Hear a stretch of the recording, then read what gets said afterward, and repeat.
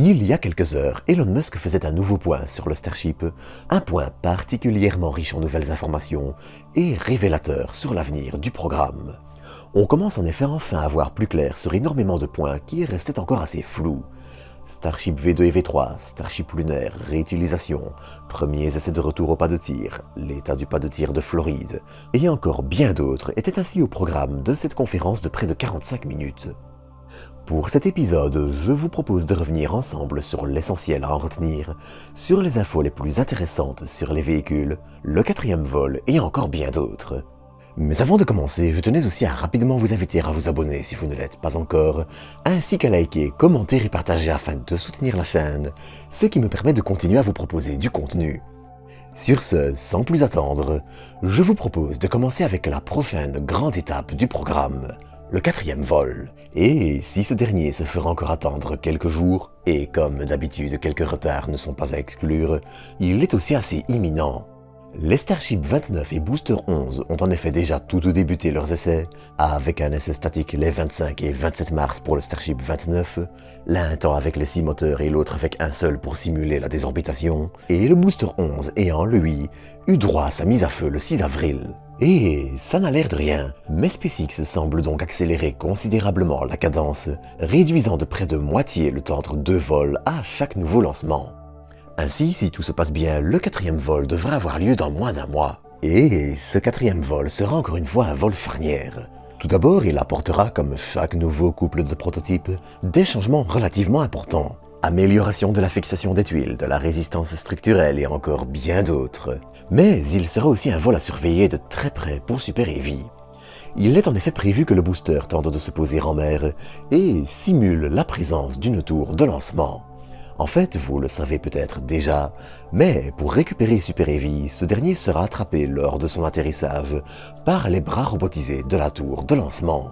Et si réaliser cette manœuvre sans essai préalable est bien trop dangereux pour le pas de tir et les installations liées, SpaceX semble avoir trouvé une parade. Simuler un atterrissage de ce type, et surtout la précision qu'il demande, en mer sans réelle tour de lancement. Ainsi, si la manœuvre réussit en mer, SpaceX envisage de tenter une vraie récupération avec les bras de la tour de lancement dès le 5e vol, ce qui semble un pari assez audacieux, mais pas étonnant de la part de l'entreprise. D'ailleurs, la publication d'une nouvelle animation permet aussi d'y voir un peu plus clair. Il semble en effet que le booster ne vise pas directement le pas de tir, mais plutôt une zone légèrement à côté, avant de glisser vers les bras. Et cette décision a du sens. En cas d'incident, le booster ne retombe pas directement sur les installations au sol, mais à côté et évite à SpaceX de lourds dommages matériels, pouvant retarder considérablement le programme. Mais il n'y a pas non plus que Super Heavy qui brillera lors de ce 4e vol. Si l'objectif est bien d'améliorer le comportement du premier étage, qui s'était écrasé en mer suite à ce qui ressemble à des problèmes de moteur et un allumage trop tardif, Starship sera lui à surveiller de près.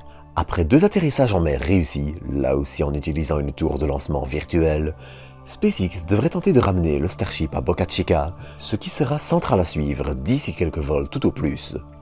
Même s'il faut quand même le noter aussi, le Starship ne tentera pas cette manœuvre lors du prochain vol, et l'objectif sera surtout de survivre au retour dans l'atmosphère, retour qui avait échoué la dernière fois avec un Starship ne contrôlant pas sa rotation sur lui-même. Mais à côté de ça, SpaceX doit aussi encore avancer rapidement sur d'autres fronts. Avec le calendrier d'Artemis qui est malgré tout assez serré, l'entreprise d'Elon Musk doit en effet être capable d'envoyer son Starship lunaire sur notre satellite pour un premier vol d'essai à vide en 2026. Pour cette raison, différents éléments tels que le SAS, le monte charge, les systèmes d'amarrage et bien d'autres sont développés en parallèle, ce qui est assez normal dans ce genre de cas d'ailleurs, et permet de gagner du temps dans le développement de cette version du Starship.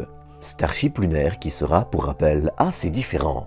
Ne devant pas survivre à une réentrée atmosphérique, il se passera donc des protections thermiques d'ailerons et autres éléments superflus. Il les échangera en revanche pour des pieds d'atterrissage qui seront essentiels pour garantir la stabilité du véhicule qui, avec sa forme, sera probablement un beau petit défi à poser à l'endroit sur notre satellite. D'autant que, quand on parle de mettre des humains à bord, ça laisse énormément moins de marge d'erreur pour les atterrisseurs robotisés qui finissent couchés. Mais bref, encore énormément de travail de ce côté donc. Dans ce contexte, c'est dès 2025 qu'Elon Musk a annoncé vouloir tenter le fameux transfert de carburant en orbite entre deux Starships, un élément qui sera non négociable pour atteindre la Lune.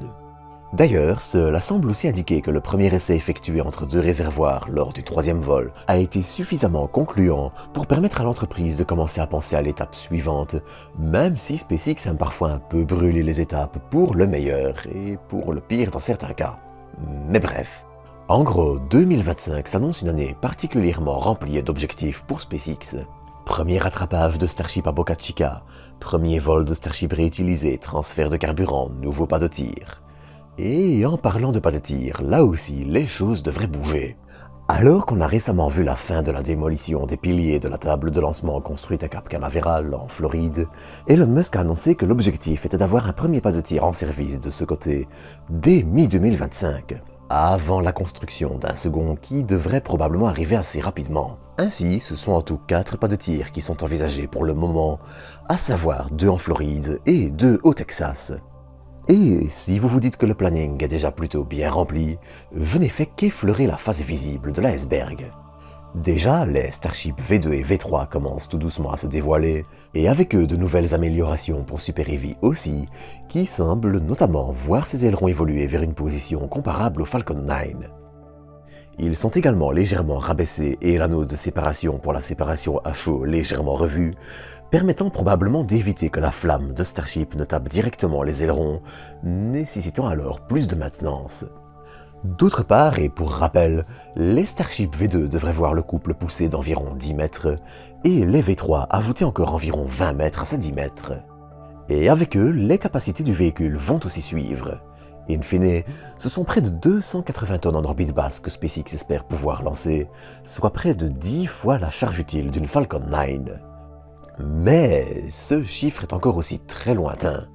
Lors de ce troisième vol, le couple a atteint des performances correspondant à 50 tonnes en orbite basse, soit 50% du SLS et un peu moins qu'une Falcon Heavy.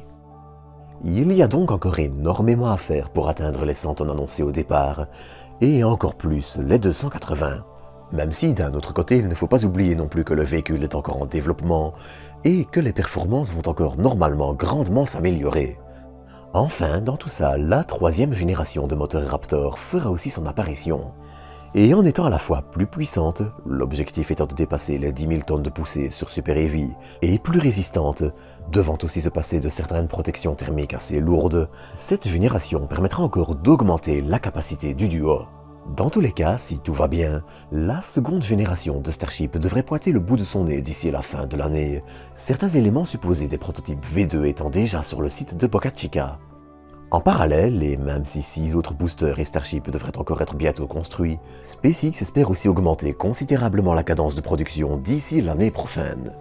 Si l'objectif final, assez irréaliste, d'1 ou 2 Starships par jour a été avancé, notamment dans le but d'envoyer de grandes charges utiles vers Mars et le discours habituel, le tout avec des prix de lancement dérisoires, cette dernière partie est aussi encore très loin d'être réelle. D'autant que SpaceX n'entend toujours pas financer la colonisation de Mars, mais juste proposer un véhicule pour transporter le matériel et son équipage jusque-là, contre monnaie sonnante et trébuchante. En bref, si cette mise à jour était traditionnellement optimiste sur certains points, comme sur les pas de tir en mer qui sont encore loin d'être construits, elle permet aussi de voir bien plus clairement les objectifs de SpaceX avec le Starship sur le court, long et moyen terme. Mais bien sûr, dans tout ça, quelques retards sont encore possibles.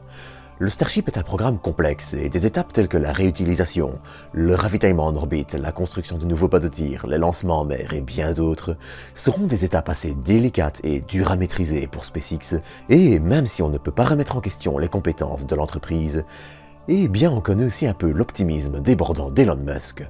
Encore une fois donc, tout n'est pas blanc ou noir, mais une chose est certaine, le Starship avance, il avance bien, et encore une fois, tout sera à suivre de très près dans les prochains temps. Et une chose est certaine, de ce côté, les prochaines années s'annoncent tout simplement passionnantes. Et je me ferai un plaisir de suivre tout ça avec vous. D'ici là, à bientôt pour de nouvelles doses d'espace.